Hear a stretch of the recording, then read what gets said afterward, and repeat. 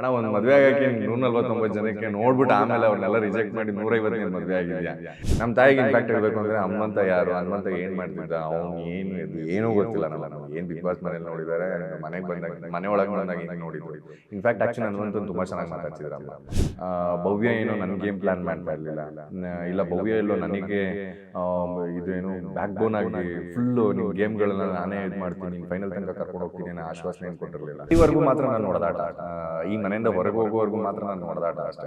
But ಆಚೆ ಕಡೆ opinion ಎಲ್ಲ ಕೇಳಿದಾಗ ನನಗೆ ಯಾವುದು ಅವರೆಲ್ಲೋ ಡೌನ್ ಆಗಿದ್ದಾರೆ, ಗೇಮ್ ಎಲ್ಲೋ ಚೆನ್ನಾಗಿ ಆಡ್ತಿಲ್ಲ, ಎಲ್ಲೂ ಅನ್ಸಲ್ಲ. ಸೊ ಅಲ್ಲಿ ಏನು ವಿಷಯಗಳು ನಡೆಯುತ್ತೆ, ಅಲ್ಲಿ ಏನು ರಿಯಾಕ್ಷನ್ಸ್ಗಳು ಸಿಗುತ್ತೆ, ಅದ್ರ ಮೇಲೆ ನಾನು ರೆಸಿಪ್ರೊಕೇಟ್ ಆಗುವಾಗ ಒಂದು ದೊಡ್ಡ ಕನಸು ಕಟ್ಕೊಂಡ್ ಬಂದಿದ್ದಂತ ಒಬ್ಬ ಗೆಳೆಯನ ಕನಸು ನುಚ್ಚುನೂರು ಆಗುತ್ತಲ್ಲ ಅನ್ನೋದು ಬೇಜಾರಾಯ್ತು. ನಮಸ್ತೆ, ನೀವು ನೋಡ್ತಾ ಇದ್ದೀರಾ ಫಿಲ್ಮ್ ಬೀಟ್ ಕನ್ನಡ. ನಾನು ಯಶವಂತ್. ಬಿಗ್ ಬಾಸ್ ಸೀಸನ್ 11 ಈಗಾಗಲೇ ಮುಗ್ದಾಯಿತು. ವಿನ್ನರ್ ಯಾರು ಅನ್ನೋದು ಕೂಡ ಗೊತ್ತು. ಈಗ ಟಾಪಲ್ಲಿ ಇದ್ದಂಥ ಕಂಟೆಸ್ಟೆಂಟ್ಗಳನ್ನ ಮಾತಾಡಿಸುವಂಥ ಸಮಯ. ಸೊ ಅದರಲ್ಲಿ ನನಗೆ ಈಗ ಸಿಕ್ಕಿರುವಂಥ ವ್ಯಕ್ತಿ ಬೇರೆ ಯಾರು ಅಲ್ಲ, ರನ್ನರ್ ಆಗಿರುವಂಥ ತ್ರಿವಿಕ್ರಮ್ ಇವತ್ತು ನನ್ನ ಜೊತೆ ಇದ್ದಾರೆ. ಮಾತಾಡ್ತಾ ಹೋಗ್ತೀನಿ. ಫಸ್ಟ್ ವೆಲ್ಕಮ್ ಅಣ್ಣ. ನಮಸ್ತೆ. ನಮಸ್ಕಾರ ಸರ್, ಹೇಗಿದ್ದೀರಾ? ತುಂಬ ಚೆನ್ನಾಗಿದ್ದೀನಿ. ಎಸ್, ರನ್ನರ್ ಅಂತ ತಗೋತಾ ಇದ್ದೀನಿ. ಹೆಂಗೆ ಅನಿಸ್ತಾ ಇದೆ ಒಂದು ವರ್ಡ್ ಕೇಳಿದಾಗ? ಸಿ ಅಂದರೆ ಹೇಳೋದಿದ್ರೆ ರನ್ನರ್ ಅಂತಂದರೆ ನನಗೆ ಎಲ್ಲೂ ಕಡಿಮೆನೇ ಅಂತ ಅನ್ನಿಸ್ಲಿಲ್ಲ. ಆ ವೇದಿಕೆ ಮೇಲೆ ನಾನು ಇದ್ದೆ, ಸೊ ಪಕ್ಕದಲ್ಲಿ ಅಷ್ಟೇ ಇದ್ದಿದ್ದು, ಪಕ್ಕನೇ ಇದ್ದೀವಿ ಅಂತಲೇ ಅನಿಸಿದ್ದು. So runner is a great word, ಓಡ್ತಾ ಇರುವಂಥ. ಸೊ ಯಾವಾಗಲೂ ಆ ಫಸ್ಟಿಗೆ ಹೋಗಬೇಕು ಅನ್ನೋ ಹಂಬಲ ಇನ್ನೂ ಹಂಗೆ ಉಳ್ಕೊಳ್ಳುತ್ತೆ ಆ್ಯಂಡ್ ಉಳ್ಕೊಂಡಿದೆ ಅನ್ನೋದು ನನಗೆ ಗೊತ್ತಾಯಿತು.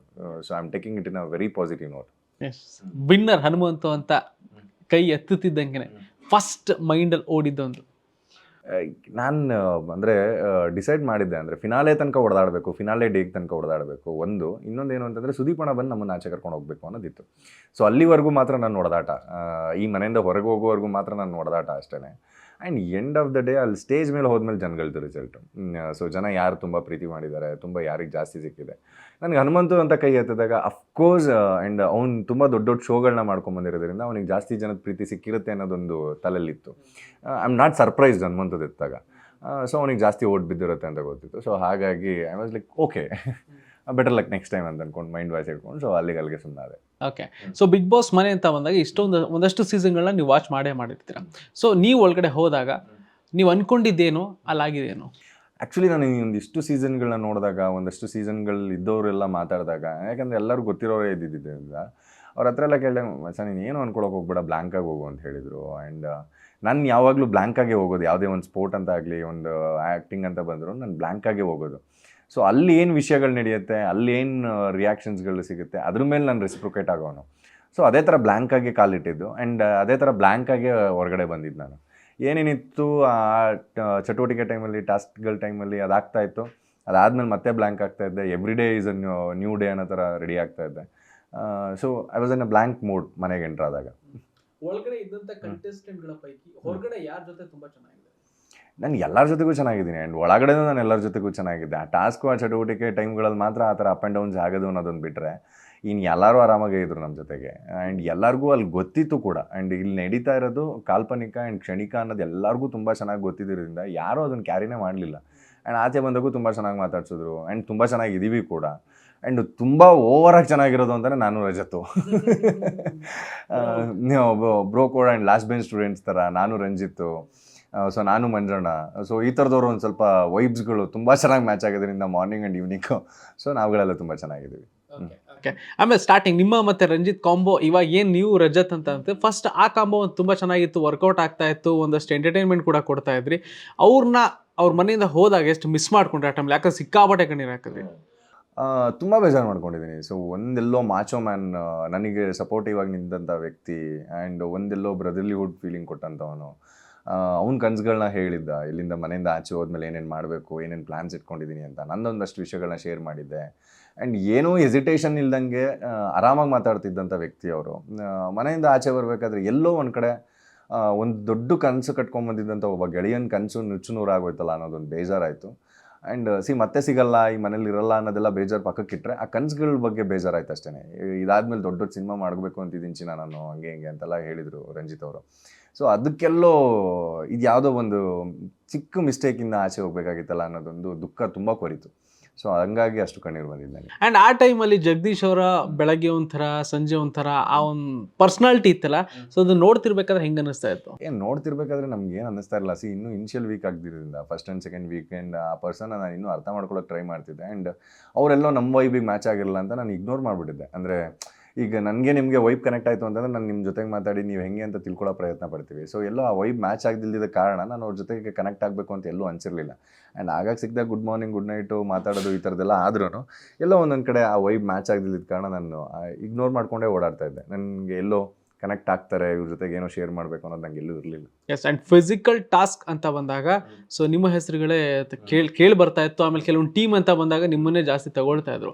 ಆ್ಯಂಡ್ ಒಂದು ನನಗೆ ನೆನಪಾಗೋದೇನು ಅಂತಂದರೆ ನಿಮ್ಮ ಮತ್ತು ಮಂಜಣ್ಣ ಅಪೋಸಿಷನ್ ಟೀಮಲ್ಲಿ ಇದ್ದಾಗ ನೀವು ರಸ್ಲರ್ ಥರ ತೆಗೆದು ಬಿಸಾಕ್ಬಿಟ್ರಿ, ಅಲ್ಲಿ ದೊಡ್ಡದಾಗ್ಬಿಡ್ತೀನಿ. ನಾನು ಒಬ್ಬ ಆ್ಯಕ್ಟರ್ಗಳು ನನಗೇನಾದರೂ ಸ್ಪೈನಲ್ ಕಾರ್ಡ್ ಇಂಜುರಿ ಆಯಿತು, ಮತ್ತೊಂದು ಆಯಿತು ಅಂತಂದರೆ ನನ್ನ ಫ್ಯೂಚರ್ ಹೆಂಗೆ ಏನು ಅಂತ ಅಲ್ಲೊಂದು ಆಗತ್ತೆ ಮಾತುಕತೆ. ಸೊ ಆ ಟೈಮಲ್ಲಿ ಹೆಂಗೆ ಆ ಒಂದು ಎತ್ತು ಬಿಸಾಕಿದ್ದಾಗಿರೋದು ಏನು ಅಂತ? ಆ ಗೇಮ್ ಇಂಟೆನ್ಸ್ ಹಂಗಿತ್ತು ಅಷ್ಟೇ. ಎತ್ತು ಬಿಸಾಕೋದು ಅನ್ನೋದು ಏನು ಮೈಂಡಲ್ಲಿ ಇರಲಿಲ್ಲ. ಅಲ್ಲಿ ನನ್ನ ಬೋರ್ಡನ್ನು ನಾನು ಕಾಪಾಡ್ಕೋಬೇಕು ಅನ್ನೋದಿತ್ತು. ಆ್ಯಂಡ್ ಎತ್ತಾಕಿ ಅವ್ರಿಗೇನೋ ಹರ್ಟ್ ಮಾಡಬೇಕು ಅನ್ನೋದನ್ನೇನು ನನ್ನ ಮೂಡಲ್ಲಿ ಇರಲಿಲ್ಲ. ಆ ಗೇಮ್ ಕಂಪ್ಲೀಟ್ ಆಗಬೇಕು, ಆ ಗೇಮ್ ಚೆನ್ನಾಗಿ ಆಡಬೇಕು ಅನ್ನೋ ಇಂಟೆನ್ಷನಲ್ಲಿ. ಆ್ಯಂಡ್ ಮಂಜುಳನೇನು ಕಡಿಮೆ ಇರಲಿಲ್ಲ. And Manjula is so fit and fine. And opposite ಆಡೋದಕ್ಕೆ ಇಬ್ಬರು ಸರಿಗಿದ್ದೀವಿ. ಅದೇ ಯಾರನ್ನ ಬೇರೆಯವ್ರು ಬಂದಿದ್ರು ಅಂದರೆ ಇನ್ನೂ ಸ್ಮೂತಾಗಿ ಹ್ಯಾಂಡ್ಲ್ ಮಾಡ್ತಾ ಇದ್ದೆ ಅನಿಸುತ್ತೆ. ಮಂಜಣ್ಣ ಆಗಿದ್ದರಿಂದ ಸ್ವಲ್ಪ ರಫಾಗಿ ಆಡಿದೆ ಅಷ್ಟೇ ಬಿಟ್ಟರೆ ಇನ್ನು ಯಾವುದೋ ಇಂಟೆನ್ಷನ್ನು ಹರ್ಟ್ ಮಾಡಬೇಕು ಆ ಥರದ್ದೆಲ್ಲ ಏನಿಲ್ಲ. ನನ್ನ ಗೇಮ್ ಹೆಂಗೆ ಅನ್ನಿಸ್ತು ನಿಮಗೆ? ಸ್ಟಾರ್ಟಿಂಗ್ ಡೇಸ್ಗಳಲ್ಲಿ ಮಂಜಣ್ಣ ಗೇಮ್ ಹೆಂಗೆ ಅನ್ನಿಸ್ತು? ಹೋಗ್ತಾ ಚೇಂಜಸ್ ಆಯಿತು, ಸೈಲೆಂಟ್ ಆಯಿತು ಅಂತ ಅನ್ನಿಸ್ತಾ? ಇಲ್ಲ, ಮಂಜಣ್ಣನ ಗೇಮ್ ಸ್ಟ್ರಾಟಜಿನೇ ಇರ್ಬೋದೇನೋ ಅಂತ ಅನಿಸಿತ್ತು ನನಗೆ ಮನೆ ಒಳಗಿದ್ದಾಗ. ಟಿಲ್ ಲಾಸ್ಟ್ ಇವರೆಲ್ಲೋ ಒಂದು ಕಡೆ ಸ್ಲೋ ಡೌನ್ ಆಗಿ ಮತ್ತೆ ಎಲ್ಲೋ ರೈಸ್ ಆಗ ಪ್ಲ್ಯಾನ್ ಮಾಡ್ತಾ ಇದ್ದಾರೇನೋ, ಇಲ್ಲ ಸ್ಲೋ ಡೌನ್ ಆಗಿ ಬೇರೆಯವ್ರನ್ನೆಲ್ಲ ಇನ್ನೂ ಚೆನ್ನಾಗಿ ಅರ್ಥ ಮಾಡ್ಕೋತಾ ಇದ್ದಾರೇನೋ, ಈ ಥರದ್ದೆಲ್ಲ ಒಂದಷ್ಟು ವಿಷಯ ಅನಿಸಿತ್ತು. ವೆನ್ ಈಸ್ ಡೌನ್ ಅಂದರೆ ಅವ್ರು ಸೈಲೆಂಟ್ ಆದಾಗ ನಂಗೆ ಈ ಥರ ಅನಿಸಿತ್ತು. ಬಟ್ ಆಚೆ ಕಡೆ ಒಪಿನಿಯನ್ ಎಲ್ಲ ಕೇಳಿದಾಗ ನನಗೆ ಯಾವುದು ಅವರೆಲ್ಲೋ ಡೌನ್ ಆಗಿದ್ದಾರೆ, ಗೇಮ್ ಎಲ್ಲೋ ಚೆನ್ನಾಗಿ ಆಡ್ತಿಲ್ಲ ಎಲ್ಲೂ ಅನಿಸಿರಲಿಲ್ಲ. ಆ ವ್ಯಕ್ತಿ ಎಲ್ಲ ಗೇಮ್ಗಳಲ್ಲೂ ಚೆನ್ನಾಗಿ ಆಡೋರು, ತುಂಬ ಚೆನ್ನಾಗಿ ಪರ್ಫಾರ್ಮ್ ಮಾಡಿದ್ದು ಇದೆ ಅವರು. ಅವ್ರು ಆಗ್ತಿದ್ದು ಇನ್ಶಿಯಲ್ ಅಂದರೆ ಈಗ ಎಂಟರ್ಟೈನ್ಮೆಂಟ್ಗೆ ಅಂತ ಆಗ್ತಿದ್ದಿದ್ದು ಜೋಕರ್ ವೇಷಗಳಾಗಿರ್ಬೋದು, ಅವ್ರು ಮಾಡ್ತಿದ್ದಂಥ ಸ್ಕಿಟ್ಗಳಾಗಿರ್ಬೋದು, ಎಲ್ಲೂ ಕಡಿಮೆ ಆಗಿರಲಿಲ್ಲ. ಎಲ್ಲರೂ ತುಂಬ ಚೆನ್ನಾಗಿ ಎಂಟರ್ಟೈನ್ ಮಾಡ್ತಾಯಿದ್ರು ಅವರು. ಓಕೆ, ಸೊ ಗೌತಮಿ ಏನೋ ಇಂಟರ್ಫಿಯರ್ ಆಗಿದ್ದಕ್ಕೆ ಎಲ್ಲೋ ಸ್ವಲ್ಪ ಕಮ್ಮಿ ಆಯಿತು. ಆ ಒಂದು ಅಗ್ರೆಷನ್ ಮಂಜಣ್ಣನ ನಾವು ನೋಡೋದೇ ಕಮ್ಮಿ ಆಗೋಯ್ತು ಆಡಿಯನ್ಸ್ಗೆ. ಮಂಜಣ್ಣನ ಚೇಂಜ್ ಮಾಡ್ಕೊಳ್ಳಿಕ್ಕೆ ಯಾರ ಕೈಲೂ ಆಗಲ್ಲ. ಆ್ಯಂಡ್ ನಾನು ಹೇಳಿದ್ನಲ್ಲ, ನನಗೇನು ಅನಿಸಿತ್ತು ಅಂದರೆ ಮಂಜಣ್ಣನೇ ಡೌನ್ ಆಗಿದ್ದಾರೆ, ಇಂಟೆನ್ಷನ್ ಬೇಕು ಅಂತಾನೆ ಅಂತ ಅನಿಸುತ್ತೆ ಹೊರತು ಗೌತಮಿ ಅವರಾಗಲಿ ನಾನೇ ಆಗಲಿ ಯಾರೇ ಇನ್ಫ್ಲೂಯೆನ್ಸ್ ಏನಿರಲಿಲ್ಲ. ಗೌತಮಿ ಅವರಲ್ಲ, ಯಾರೇ ಬಂದು ಹೇಳಿದ್ರು ಚೇಂಜ್ ಆಗೋಂಥ ವ್ಯಕ್ತಿ ಅಲ್ಲ. ಇಂಟೆನ್ಷನ್ ಡಿಪೆಂಡ್ ಆಗಿದ್ರ ಅಂತ ಏನೋ not at all. For example ಯಾಕೆ ಹೇಳ್ತೀನಿ ಅಂತಂದರೆ, ಸೊ ಫ್ಯಾಮಿಲಿ ಬರುವಂಥ ಟಾಸ್ಕಲ್ಲಿ 2 ಬಾಕ್ಸ್ ಇರುತ್ತೆ. ಆ ಬಾಕ್ಸಲ್ಲಿ ಯಾವ್ದು ಆಯ್ಕೆ ಬೇಕು ಅಂತಂದಾಗ ತಿರುಗಬೇಕು ಹಿಂಗೆ ಕೇಳೋವಂಥದ್ದು ಇದೆಯಲ್ಲ, ಅವರೇ ಸೆಲೆಕ್ಟ್ ಮಾಡೋ ಅನ್ನೋರುತ್ತೆ. ಆ ವಿಷಯವಾಗಿ ನಾನು ಆಡ್ಕೋತೀನಿ ಕೂಡ. ಬಟ್ ನಾನು ಅವ್ರ ಇಂಟೆನ್ಷನ್ ಏನಿತ್ತು ಅಂತಂದರೆ, ಈಗ ಒಬ್ಬ ಕ್ಲೋಸ್ ಫ್ರೆಂಡ್ ಹತ್ರ ನಾವು ಯಾವಾಗಲೂ ಕೇಳ್ತೀವಿ, ನಾವೇ ಶೋರೂಮಿಂದ 2 ಶರ್ಟ್ ತಂದಿರ್ತೀವಿ ನಮಗೆ ಇಷ್ಟ ಅಂತ ಅಂದ್ಬಿಟ್ಟು. ಯಾವುದಾನ ಒಂದು ಫಂಕ್ಷನಿಗೆ ಹಾಕ್ಕೊಂಡು ಹೋಗ್ಬೇಕು ಅಂತಂದಾಗ ನಮ್ಗೆ 2 ಶರ್ಟ್ ಇಷ್ಟ ಇರೋದ್ರಿಂದ ನಾವು ಪಕ್ಕದವ್ರ ಹತ್ರ ಕೇಳ್ತೀವಿ ಯಾವ್ದು ಹಾಕೊಳ್ಳೋಣ ಅಂತ. ದೋಸ್ ಕೈಂಡ್ ಆಫ್ ಥಿಂಗ್ಸ್ ಅಷ್ಟೇ ಅದು. ದೋಸ್ ಥಿಂಗ್ಸ್ ಅಷ್ಟೇ. ಆ ಇದರಲ್ಲಿ ಕೇಳಿದ್ರೆ ಅಷ್ಟೇ ಬಿಟ್ಟರೆ ಅದು ಟಾಸ್ಕಿಂದ ನಮಗೇನು ಬರೋದಂಥದ್ದು ಇರಲಿಲ್ವಲ್ಲ. ಆ ಒಂದು ಇದರಲ್ಲಿ ಆ ಇಂಟೆನ್ಷನಲ್ಲಿ ಕೇಳಿದ್ರು. ಆ್ಯಂಡ್ ಮಂಜಣ್ಣ ಈ ಡಿಪೆಂಡ್ ಆಗೋಂಥ ವ್ಯಕ್ತಿನೂ ಅಲ್ಲ, ಇನ್ಯಾರಿಂದನೂ ಇನ್ಫ್ಲೂಯೆನ್ಸ್ ಆಗೋವಂಥ ವ್ಯಕ್ತಿನೂ ಅಲ್ಲ. ಆ್ಯಂಡ್ ಈ has is own knowledge and think ಮಾಡೋಂಥ ಕೆಪಾಸಿಟಿ ಇತ್ತು. ಆ ಥರನೇ ಆಡ್ಕೊಂಬಂದ್ರು ಕೂಡ ಅವರು. ಇಲ್ಲ ಅಂದರೆ ಟಾಪ್ ಎಲ್ಲ do you think it's easy? ಅನ್ಸೇ ಇಲ್ಲ. Yes sir. And big boss ಮನೆಯಲ್ಲಿ ಹೋಗ್ತಿದ್ದಾಗ ತುಂಬ ನನಗೆ ಕಂಟ್ರೋಲ್ ಮಾಡೋಕ್ಕಾಗದೆ ಅತಿರೇಕದಲ್ಲಿ ಈ ಒಂದು ಟೈಮಲ್ಲಿ ನಾನು ತುಂಬಾ ಟ್ರಿಗರ್ ಆದೆ ಅಂತಂದರೆ ಯಾವ ಮೂಮೆಂಟ್ ಇದೆ? ಒಂದು ನನಗೆ ಟ್ರಿಗ್ಗರ್ ಆಗಿ ಅಂದರೆ ತುಂಬ ಇಂಟೆನ್ಸ್ ಆಗಿ ಬಿಹೇವ್ ಮಾಡಿದ್ದು ಅಂತಂದರೆ, ಯಾವಾಗ ಫಿನಾಲೆ ವೀಕ್ ಬಿಫೋರ್ ವೀಕಲ್ಲಿ ನನಗೆ ಗೇಮ್ಗಳು ಸಿಗ್ದಿಲ್ದಾಗ ಎಲ್ಲೋ ನನ್ನ ಕೂಲ್ನೆಸ್ ಎಲ್ಲೋ ನನ್ನ ಕಾಮ್ನೆಸ್ ಎಲ್ಲೋ ಒಂದು ಸ್ವಲ್ಪ ಎಕ್ಸ್ಪೆಲ್ ಆದಂಗಿತ್ತು. ಕ್ಲೋಸ್ ಆಗಿರೋ ಭವ್ಯನ ಹತ್ರ ಒಂದು ಸ್ವಲ್ಪ ಕಿರಿಕಿರಿ ಅಂತ ಅನಿಸ್ತಾ ಇರುತ್ತೆ. ರಜತ್ ಹತ್ರ ಒಂದು ಸ್ವಲ್ಪ ಅವ್ನು ಕೊನೆಗೆ ಹೇಳಿಬಿಡ್ತಾನೆ, ನೀನು ಯಾಕೋ ಇಷ್ಟು ತಲೆ ಕೆಡ್ಸ್ಕೊತಾ ಇದೆಯಾ, ಬರೀ ಈ ಗೇಮಿಂದನೇ ನೀನು ಜಡ್ಜ್ ಮಾಡ್ತಾರೆ ಪಾಯಿಂಟೆಲ್ಲ ರೈಸ್ ಮಾಡ್ತಾರೆ. ನನಗೆ ಅದೇಕೋ ನನಗೆ ಒಂದು ಸ್ವಲ್ಪ ಅತಿರೇಕ ಅನ್ಸೋದು. ಎಲ್ಲೋ ಒಂದು ಕಡೆ ಆ ಭಾವನೆಗಳನ್ನ ತಡೆದಿಡ್ಕೊಳಕ್ಕಾಗ್ದಲೇ ಎಕ್ಸ್ಪ್ರೆಸ್ ಮಾಡಿಬಿಡ್ತಾ ಇದ್ದೆ. ಗೇಮ್ಗಳು ಸಿಗ್ತಿಲ್ಲ, ಆಡೋಕ್ಕಾಗಲ್ಲ, ಈ ಗೇಮ್ಗಳು ಈಗ ಆಡೋದು ಬಿಟ್ಟರೆ ಮತ್ತೆ ಆಚೆ ಹೋದ್ಮೇಲೆ ಈ ಗೇಮ್ಗಳು ಸಿಗಲ್ಲ ಅನ್ನೋದೊಂದು ಆ ವೀಕ್ ಒಂದು ಸ್ವಲ್ಪ ಆ ಕಡೆ ಈ ಕಡೆ ಇಂಬ್ಯಾಲೆನ್ಸ್ ಆಗಿದ್ದಿದೆ. ಅದನ್ನು ಬಿಟ್ಟರೆ ಎಲ್ಲೋ ಓವರಾಗೆ ಕೋಪ ಮಾಡ್ಕೊಂಡು ಆಡಿದೆ ಅನ್ನೋದು ಎಲ್ಲ ಅನಿಸ್ತು ಅಂತಂದರೆ, ಒಂದು ಜಾರ್ ಇಟ್ಕೊಂಡು ಒಂದು ಮಧ್ಯದಲ್ಲಿ ಒಂದು ಟಾಸ್ಕ್ ಬರುತ್ತೆ ನನಗೆ ಮಂಜಣ್ಣಗೆ, ಅಲ್ಲೆಲ್ಲೋ ಒಂದು ಸ್ವಲ್ಪ ಕೋಪ ಕಂಟ್ರೋಲ್ ಮಾಡ್ಕೋಬೇಕಾಗಿತ್ತು. ಕೋಪ ಹೋಲ್ಡಲ್ಲಿದ್ದೀರ, ಆ ಗೇಮ್ ಗೆಲ್ತಾ ಇದ್ವಿ ಅನ್ನೋದೊಂದಿತ್ತು. ಮತ್ತು ಜಗದೀಶ್ ಸರ್ ಹತ್ರ ಒಂದು ಸ್ವಲ್ಪ ಜೋರಾಗಿ ಮಾತಾಡಿದ್ದು, ಎಗರಾಡಿದ್ದು, ಆ ಪಾಯಿಂಟ್ಗಳಲ್ಲಿ ಸ್ವಲ್ಪ ಎಲ್ಲೋ ಜಾಸ್ತಿ ಆಯಿತು ಅಂತ ಅನಿಸುತ್ತೆ ಅಷ್ಟೇ. ತುಂಬಾ ಎಮೋಷನ್ ಆಗಿದೆ. ಎರಡು ಟೈಮ್ ಇದೆ. ಕೇಳ್ತಾ ಇದ್ದೀನಿ. ಎರಡು ಟೈಮ್ ಇದೆ, ಒಂದು ಅಮ್ಮ ಬಂದಾಗ, ಇನ್ನೊಂದು ರಂಜಿತ್ ಹೋದಾಗ. ಸೊ ಎರಡೂ ನನಗೆ ಮೋಸ್ಟ್ ಎಮೋಷ್ನಲ್, ಒಂದು ಖುಷಿಗೆ ಇನ್ನೊಂದು ದುಃಖಕ್ಕೆ. ಸೊ ಎರಡೂ ನನಗೆ ಮೋಸ್ಟ್ ಎಮೋಷ್ನಲ್ ಆಗಿದ್ದ ಟೈಮ್ ಅದು. ಸೊ ಅಮ್ಮ ಬಂದಾಗ ಒಂದಷ್ಟೆಲ್ಲ ಇನ್ಪುಟ್ಸ್ ಕೊಡ್ತಾರೆ, ಆ ಇನ್ಪುಟ್ಸ್ನ ನೀವು ಫಾಲೋ ಮಾಡಿದ್ದೆ ಅಂತ ಅನ್ನಿಸ್ತಾ? ನನಗೆ ಅಮ್ಮ ಬಂದು ಇನ್ಪುಟ್ಸ್ ಕೊಟ್ಟಾಗ ಏನು ಅನ್ನಿಸ್ತು ಗೊತ್ತಾ, ಯಾರೋ ಒಬ್ರು ಟಿ ವಿ ನೋಡೋರು ಡೈಲಿ ಎಪಿಸೋಡ್ ನೋಡೋರು ಬಂದು ಒಪಿನಿಯನ್ ಹೇಳ್ತಾ ಇದ್ದಾರೆ ಅಂತ ಅನ್ನಿಸ್ತು. ಅವ್ರು ಬಂದು ನನಗೆ ಇನ್ಪುಟ್ಸ್ ಕೊಡ್ತಾ ಇದ್ದಾರೆ ಅನ್ನೋದಾದರೆ ನಾನು 24 hours ಅವ್ರು ನೋಡಿರ್ಬೇಕಾಗತ್ತೆ. ನೀನು 1.5 hour ನೋಡ್ತಾ ಇದೀಯ ಅನ್ನೋದಾದರೆ ಇಲ್ಲಿ ಏನು ಗೇಮ್ ನಾನು ಪ್ಲ್ಯಾನ್ ಮಾಡ್ಕೊಂಡಿದ್ದೀನಿ, ನಾನು ಆಡ್ತಿದ್ದೀನಿ ಅಂತ ನಿನ್ಗೆ ಅರ್ಥನೇ ಆಗಿಲ್ಲ ಅಂತ. ಸಮ್ವೇರ್ ಲೈಕ್ ಈಗ ಹೆಂಗಾಗೋಗುತ್ತೆ ಅಂತಂದರೆ, ಅಡುಗೆ ಮಾಡೋರಿಗೆ ಗೊತ್ತಿರುತ್ತೆ, ಆಚೆ ಕಡೆ ಅವ್ರನ್ನ ಉಪ್ಪು ಇಷ್ಟ ಹಾಕು ಅಷ್ಟು ಹಾಕು ಅಂದಾಗ ಅವ್ರದ್ದೊಂದು ಲುಕ್ ಹೋಗುತ್ತೆ ಗೊತ್ತಾ, ಆ ಥರದ್ದು ಲುಕ್ ಅದು ಅಷ್ಟೇ. ನಾನು ತೊಗೊಂಡಿಲ್ಲ ಅಂತೇನಿಲ್ಲ, ಬಟ್ ಅದೊಂದು ನಾನು ಅಡುಗೆ ಕ್ಲೀನಾಗಿ ಮಾಡ್ತಿರೋದು ನನಗೆ ಗೊತ್ತಿತ್ತು. ನಾನು ಏನೇನು ಹಾಕಿ ಇಂಗ್ರೀಡಿಯೆಂಟ್ಸ್ ಹಾಕಿ ಅಡುಗೆ ಮಾಡ್ತಾಯಿದ್ದೀನಿ, ಯಾಕೆ ಈ ಇಂಗ್ರೀಡಿಯೆಂಟ್ಸ್ನ ಎಸ್ಪೆಷಲಿ ಕಡಿಮೆ ಮಾಡ್ತಾಯಿದ್ದೀನಿ, ಯಾಕೆ ಈ ಇಂಗ್ರೀಡಿಯೆಂಟ್ಸ್ನ ಈ ಅಡುಗೆಯಲ್ಲಿ ಜಾಸ್ತಿ ಹಾಕ್ತಾಯಿದ್ದೀನಿ, ನನಗೆ ಮಾತ್ರ ಗೊತ್ತಿತ್ತು. ಐ ಟೋಲ್ಡ್ ಅಮ್ಮ, ನೀನು ತಲೆನೇ ಕೆಡ್ಸ್ಕೊಬೇಡ, ಒಳ್ಳೆ ಅಡುಗೆ ಮಾಡ್ಕೊಂಡು ಆಚೆ ಬರ್ತೀನಿ ಹೋಗು ಅಂತ. ಬಟ್ ಏನಾಗುತ್ತೆ ಅಂತಂದ್ರೆ, ಈ ಒಳಗಡೆ ನಾವು ಏನು ಆಟ ಆಡ್ತಿದ್ವಿ, ನಾವು ಹೆಂಗೆ ಶೋಕೇಸ್ ಆಗ್ತಿದ್ವಿ ಹೊರಗಡೆ ಅನ್ನೋದು ನಮಗೆ ಗೊತ್ತಿರಲ್ಲ. ಸೊ ಹೊರಗಡೆಯಿಂದ ಬಂದಂಥ ಜನ ಹಿಂಗೆ ಅಂತ ಹೇಳಿದಾಗ, ಎಲ್ಲೋ ಹೌದಾ ಹಿಂಗೆ ಆಗ್ತಾ ಇದೆಯಾ, ಇದು ನಾನು ಬೇರೆ ಥರನೇ ಅನ್ಕೊಂಡಿದ್ದೆ, ಇನ್ನೊಂದೇನೋ ಆಗ್ತಾ ಇದೆ, ಅವಾಗ ನನ್ನಲ್ಲಿ ಏನಾದರೂ ಒಂದು ಚೇಂಜಸ್ ತೊಗೊಂಬರ್ಬೇಕು ಅಂತ ಏನಾದರೂ ಅನ್ಸಿದ್ಯಾ? ಬಿಕಾಸ್ ಏನಕ್ಕೆ ಹೇಳ್ತಾ ಇದ್ದೀನಿ ಅಂತಂದರೆ, ಹಿಂದೆ ಚೈತ್ರ ಅವರು ಕೂಡ ಆಚೆ ಕಡೆ ಹೋದಾಗ ಆಚೆ ಕಡೆ ಹಿಂಗಿದೆ ಹಂಗಂಗಿದೆ ಅಂತ ಬಂದು ಹೇಳಿದಾಗ ಸುದೀಪ್ ಸರ್ ಸಿಕ್ಕಾಪಟ್ಟೆ ಕ್ಲಾಸ್ ತೊಗೊಂಡಿದ್ದಾರೆ, ಆ ಹೊರಗಡೆದ ವಿಷಯ ತರಬೇಡಿ ಅಂತ ಹೇಳಿದ್ದು. ಸೊ ಆ ಥರ ಇದ್ದಾಗ ನಾವು ಯಾವ ಥರ ಪೋರ್ಟ್ರೇ ಆಗ್ತಾ ಇದ್ದೀವಿ ಜನಗಳಿಗೆ ಅನ್ನೋ ಒಂದು ಕ್ಯೂರಿಯಸ್ ಇದ್ದೇ ಇರುತ್ತೆ. ಎಲ್ಲೋ ನೆಗೆಟಿವ್ ಅಂದರೆ ಸ್ವಲ್ಪ ಮಟ್ಟಿಗೆ ಏನಾದರೂ ಚೇಂಜ್ ಮಾಡ್ಕೋಣ, ಇಲ್ಲ ಪಾಸಿಟಿವ್ ಇದ್ದರೆ ಇದನ್ನೇ ಸ್ವಲ್ಪ ಸ್ಕಿಲ್ನ ಇಂಪ್ರೂವ್ಮೆಂಟ್ ಮಾಡೋಣ ಅನ್ನೋ ಒಂದಷ್ಟು. ಆ ಥರದ ಪಾಯಿಂಟ್ ಯಾವುದೂ ಅಮ್ಮ ಎಕ್ಸ್ಪ್ರೆಸ್ ಮಾಡಲಿಲ್ಲ. ಒಂದು ಭವ್ಯದಿಂದ ದೂರ ಇರು ಅಂತ ಹೇಳಿದರು. ಭವ್ಯದಿಂದ ದೂರ ಇರು ಅಂತ ಹೇಳೋ ಪದನೇ ನನಗೆ ಒಂದು ಸ್ವಲ್ಪ ಇದು. ಏನಕ್ಕೆ ಭವ್ಯನ ಡಿಪೆಂಡಾಗಿ ನಾನು ಆಟ ಆಡ್ತಾ ಇರಲಿಲ್ಲ. ಭವ್ಯ ಏನೋ ನನ್ನ ಗೇಮ್ ಪ್ಲ್ಯಾನ್ ಮಾಡ್ತಾ ಇರಲಿಲ್ಲ. ಇಲ್ಲ ಭವ್ಯ ಎಲ್ಲೋ ನನಗೆ ಇದು ಏನು ಬ್ಯಾಕ್ ಬೋನ್ ಆಗಿ ಫುಲ್ಲು ನಿನ್ನ ಗೇಮ್ಗಳನ್ನ ನಾನೇ ಇದು ಮಾಡ್ತೀನಿ, ನೀನು ಫೈನಲ್ ತನಕ ಕರ್ಕೊಂಡು ಹೋಗ್ತೀನಿ ಅನ್ನೋ ಆಶ್ವಾಸನೆ ಏನು ಕೊಟ್ಟಿರಲಿಲ್ಲ.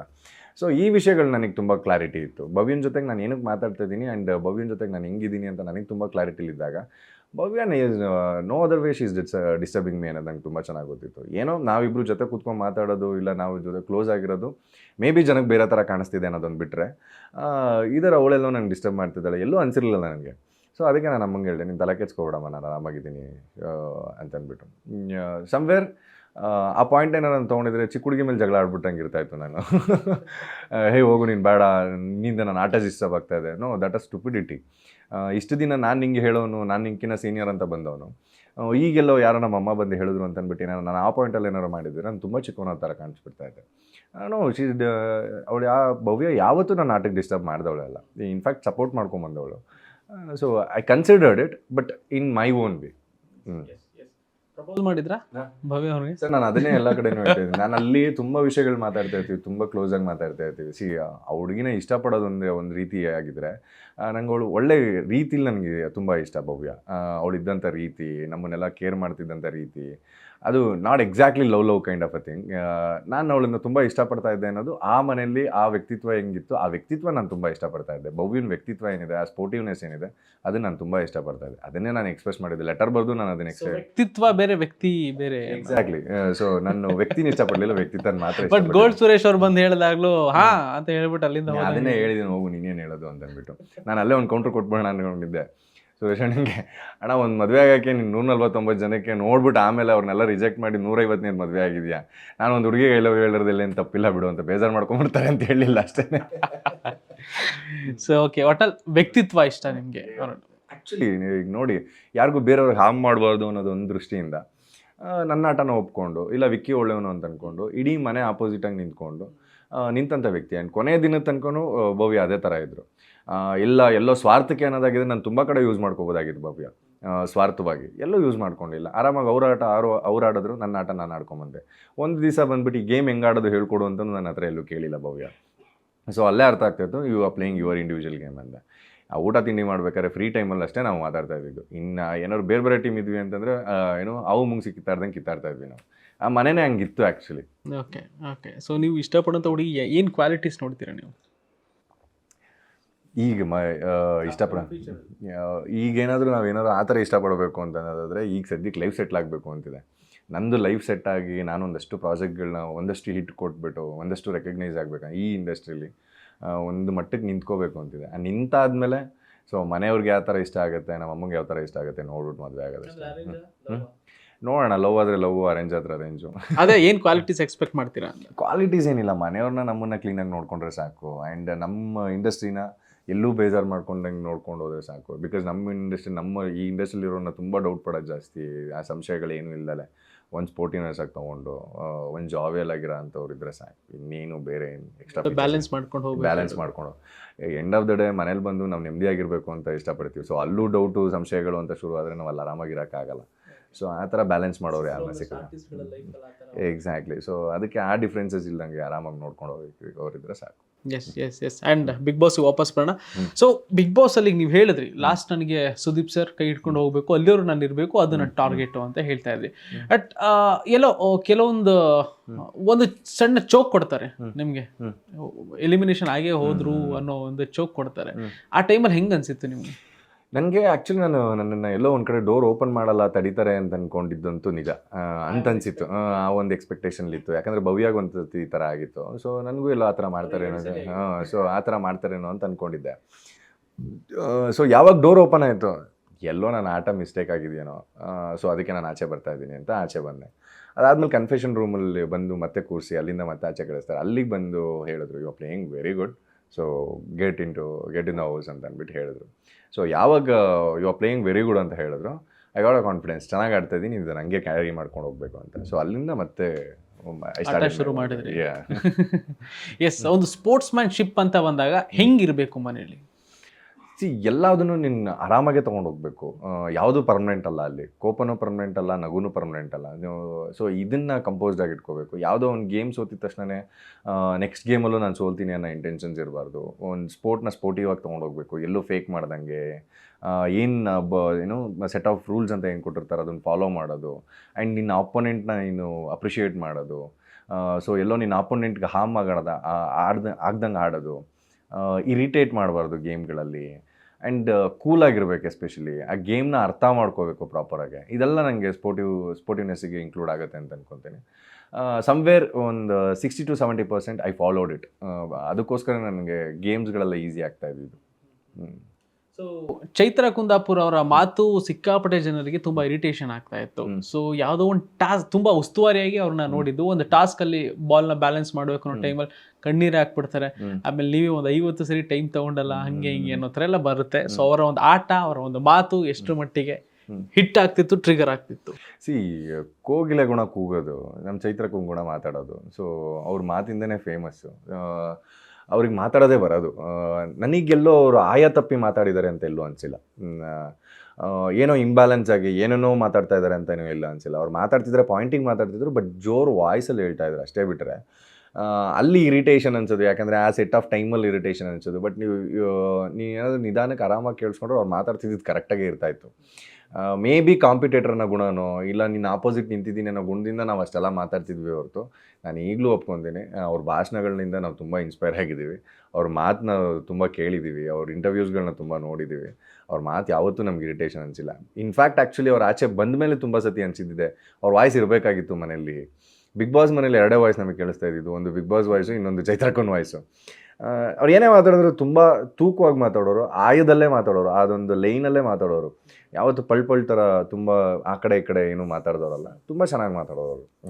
ವರ್ಲ್ಡ್ ಕಾರ್ಡ್ ಎಂಟ್ರಿ ಮೂಲಕ ರಜತ್ ಬರ್ತಾರೆ. ರಜತ್ ಬಂದಮೇಲೆ ಫಸ್ಟ್ ನಿಮ್ಮ ಅಪೋಸಿಟ್ ಆಟ ಆಡಬೇಕು ಅಂತ ಅವ್ರು ಹೇಳ್ತಾರೆ.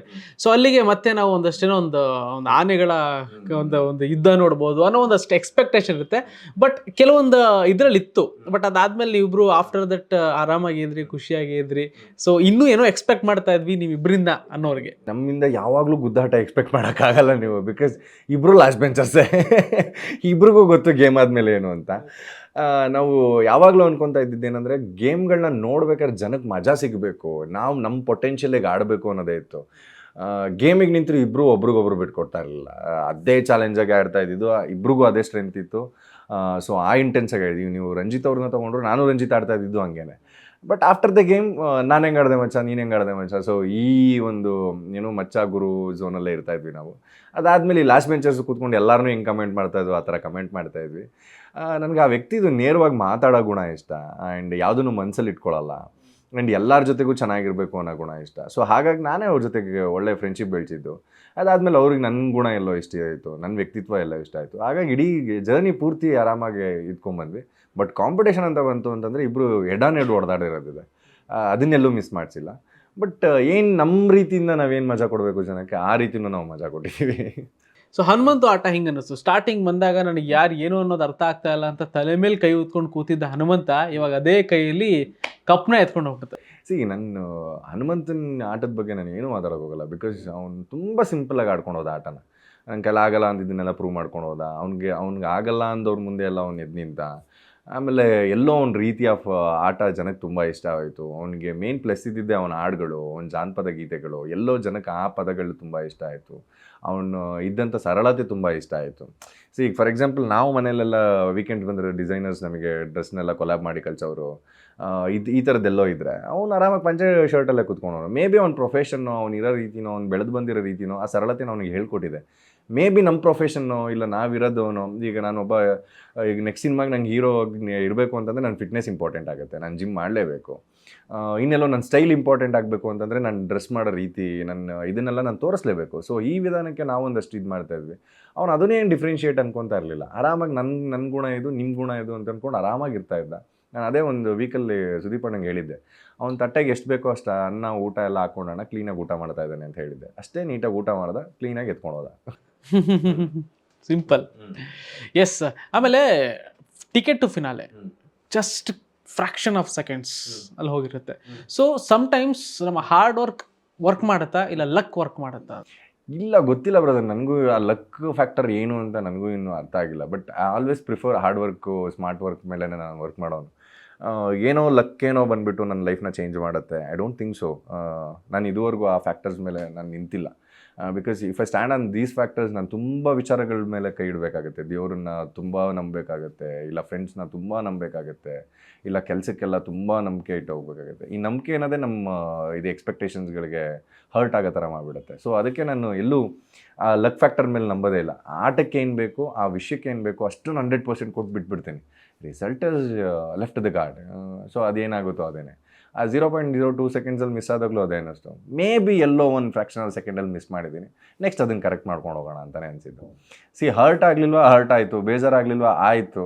ಅದನ್ನೇನು ತೋರಿಸ್ಕೊಂಡು ಕುಣಿದಾಡ ಅಂತ ಅಷ್ಟದ್ದೇನಿಲ್ಲ. ಬಟ್ ಇಲ್ಲಿ ನಾನು ಮಿಸ್ಟೇಕ್ ಮಾಡಿದ್ದೆ ಅನ್ನೋದು ಕ್ಲೀನಾಗಿ ಅರ್ಥ ಮಾಡ್ಕೊಂಡು ಮಾಡಿದೆ. Yes yes. ಆ್ಯಂಡ್ ಇತ್ತೀಚೆಗೆ ಆಫ್ಟರ್ ಬಿಗ್ ಬಾಸ್ ಆದಮೇಲೆ ತಾಯಿಯವ್ರದ್ದು ಒಂದು ಇಂಟರ್ವ್ಯೂಲ್ ಹೇಳಿದ್ರಂತೆ, ಹನುಮಂತು ಗೆದ್ದಿದ್ದು ನನಗೆ ಇಷ್ಟ ಇಲ್ಲ ಅನ್ನೋ ಒಂದು ಮಾತು ಬಂತಂತೆ. ಸಿಕ್ಕಾಪಟ್ಟೆ ಅದು ಎಲ್ಲ ಕಡೆ ಹರಿದಾಡ್ತಾ ಇದೆ. ನಿಮಗೆ ಎತ್ತವ್ರಿಗೆ ಹೆಗಣ ಮುದ್ದು ನಮ್ಮ ತಾಯಿ ಅದೇನೇ ಹೇಳಿಲ್ವಾ.